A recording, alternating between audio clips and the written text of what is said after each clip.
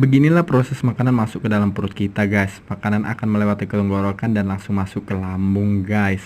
Dan begini juga yang terjadi jika kita makan dengan santai atau terburu-buru guys. Jika kalian suka makan dengan nyantai dan menikmati makanan tersebut, jangan lupa tekan tombol like dan subscribe ya guys.